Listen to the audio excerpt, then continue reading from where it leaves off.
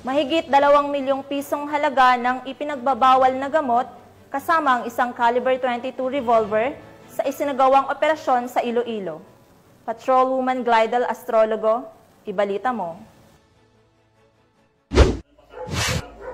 Nasabat ng mga operatiba ng Iloilo Police Provincial Office, Provincial Drug Enforcement Unit sa pangunguna ni Police Major Daji Dilema ang tinatayang 2,040,000 pesos na halaga ng hinihinalang shabu at isang baril sa matagumpay na buy-bust operation na isinagawa sa Barangay Agutayan, Santa Barbara, Iloilo, bandang alas 8 ng gabi nito lamang ika-17 ng Oktubre taong kasalukuyan. Kinilala ang pangunahing suspect na si alias Bay, 48 taong gulang, walang trabaho at residente ng Barangay Liboo, Pasig City. Nahuli rin kasama nito ang 4 pang individual na sina alias Jonel, 47 taong gulang ng Barangay Agutayan, Santa Barbara, Iloilo, alias Tisoy, 45 taong gulang ng Aganan, Pavia, at alias Maymay, 38 taong gulang ng Kagamutan Norte, Leganes, Iloilo. Ayon kay Police Major Dilima, kabilang si alias Bay sa mga itinuturing na source ng illegal na droga sa lalawigan. Na-recover mula sa mga suspect ang humigit kumulang 300 gramo ng hinihinalang shabu, tinari ng isang homemade caliber .22 revolver na may lamang 7 bala. Sa ngayon, ang mga suspect ay nasa kustudiya na ng Santa Barbara Municipal Police Station para sa dokumentasyon